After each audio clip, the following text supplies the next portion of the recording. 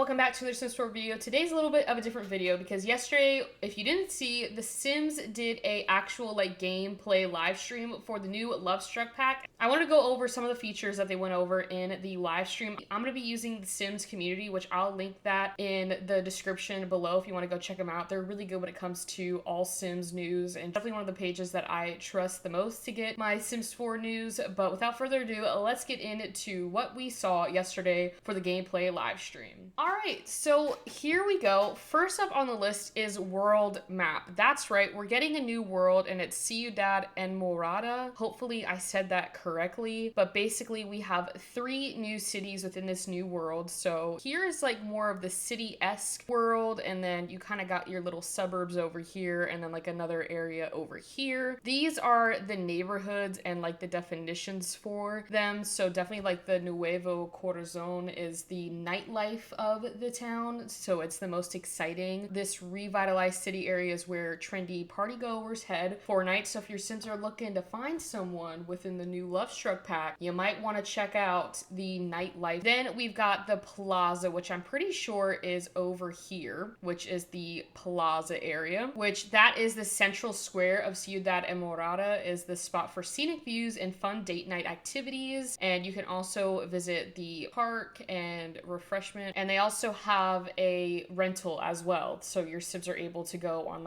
a little getaway, romantic getaway. But then we have Vista Hermosa. The serene embrace of Vista Hermosa sets the stage for a wide array of romantic experiences. Locals often visit Laguna del Ambroso, a bustling hot spot just a short walk from the renowned Wall of Love. I also noted that there was a fountain of youth there, something like that. They said you can wish for Sims to have find true love and other stuff like that, which I thought was cute. So I might have to test that out when I get my hands on the pack. But to again show you the world, this is it again. So this is the Vista Hermosa lot, this is the plaza area, and then you have the Nuevo, which is the nightlife. So I like the mix of it. You have a bit of a city, so if you wanted your Sims to be in the city, you have that option, but you also have some suburban areas within this world. So I really like that a lot. But let me know what you think of the world. And I also did want to point out that they had several different Mexican creators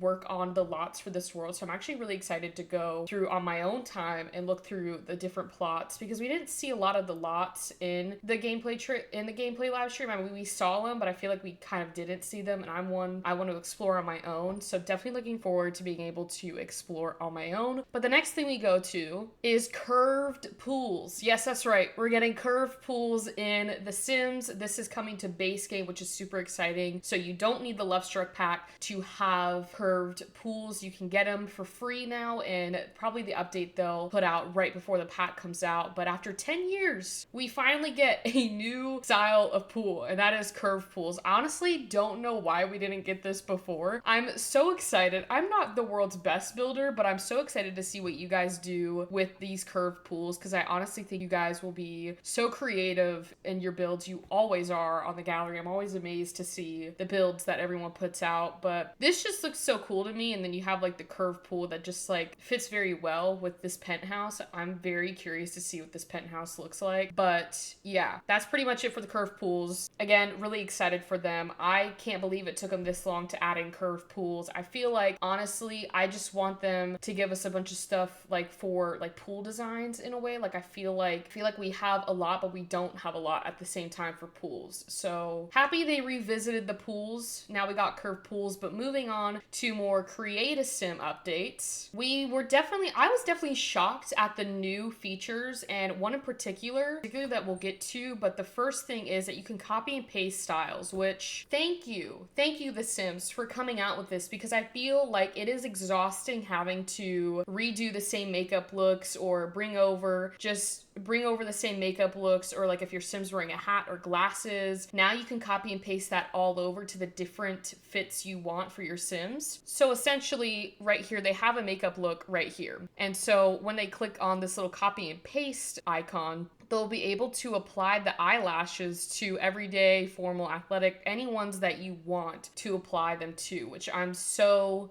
grateful for, because it's about time they came out with that. The next thing was romantic boundaries that they came out with. Honestly, I quite like this a lot because you're able to open up your Sims 4 personality in a way that we haven't really been able to do. We have the Sims gender and sexual orientation panel, which I do like because it does offer for that extra gameplay storyline purposes, and you're not having to remind your Sims, no, this is how I want your personality to be like. You can just set it so that they know and they can play it and will react accordingly. Well, with these new options, you can basically have your Sims feel jealous if any romantic partner engages in non-physical romance with other Sims. These Sims can feel jealous if any romantic partner engages in physical romance, excluding woohoo, with other Sims. These Sims feel jealous if any romantic partner engages in woohoo with other Sims, and so on and so on. But it just gives you a little bit of more of that added storyline, really lets you build off of that romantic personality for your Sims. So if your Sims were to happen to catch their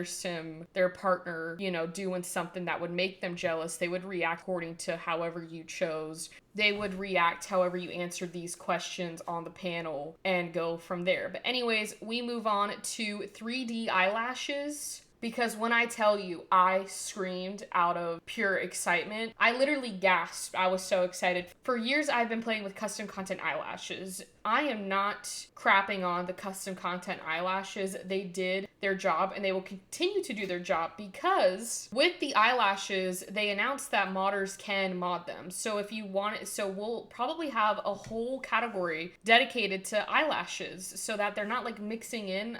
I'm kind of I like my Sims cast organized. So with the custom content, a lot of their eyelashes fall in the other categories of the makeup stuff. But now we're getting 3D eyelashes. It's no longer based on the eye shape that you pick for your Sims. So very excited, and it is base game. So you don't have to worry about buying Lovestruck. It is a base game feature. Anyways, now we go up to the relationship panel, which is something that I'm very excited about, because tell me why The Sims waited so long to add this, because for years I've been playing with The Sims, and if I want to start off with my Sim not engaged or being a spouse to someone, I can't do that because I didn't have an option to bring in partner. Well, now they do. Your Sims can now start off as partners and not a household member, sibling, spouse, or engaged. They added the partner stuff. They also updated some of the wordings for it. What I noticed too is they changed it from like husband or wife to spouse. So it's more like gender neutral. So whatever you're doing in your game, it's more, honestly, I kind of like it better with the household member, sister, spouse, engaged, partner. Just kind of sounds right to me. So I'm just glad they added the partner option in there, because I was getting sick and tired of having to cheat it through like MC Command Center to make them, partners when starting off a game. So this is my new lifesaver. Next up, we dive into turns on and turn offs, other known as Totos, which is what they called it in development. If you were watching the stream yesterday, started naming it Totos, and I like that, so I'm gonna steal it. But anyways, we have new romance dynamics, which we already went over for the Create a Sim. Totos are turn-ons and turn-offs for our Sims. This is under these select preferences, and I'm actually like, I actually have like one question is like, how many do we get? Because in the Sims, we're limited to the amount of preferences our Sims can have, unless you have a mod where it lets you have more. So like for me, I have a mod that I downloaded where you can have up to like 50, preferences. But I think in the Sims, it's like 20 or something like that. I'm not exactly sure. But essentially through here, you go and pick your turn-ons and turn-offs for, way of life, characteristics, romance styles, hair color, outfit color, and fashion. This is very much reminding me of Wonderful Whims, which I think we all know what Wonderful Whims is if you're in the Sims 4 community, and they have an attractiveness panel where your Sims basically choose, their preferred colors or, their attractiveness types, where, goes through these lists of stuff where you can choose what your Sims are, attracted to and not. The Sims are adding in a system just like this. So for me, it's nothing new with the attractiveness preferences, because I've played with Wonderful and Wicked Whims for a while now. So to me, this is nothing new to me. But in The Sims, we're just now getting that to where they can actually decide, like, through different stuff, stuff on these categories of what characteristics they like or what hair color they like. So when they meet a sim, they're either attracted to them or not. So I do like how they're adding in turn-offs and turn-on because it's about time, because obviously it's a romantic pack. It probably wouldn't make sense if they didn't have this included in here, but curious to see how it will work in game and if it's like smooth or buggy, who knows. So essentially these are like the new stuff that you can have your sims kind of go through, but when it comes to personality, there are 2 categories including way of life and characteristics. So your sims can go through there and choose which ones they like and don't like, and then it'll play on to their actual personality when meeting new sims. And so if a sim doesn't have a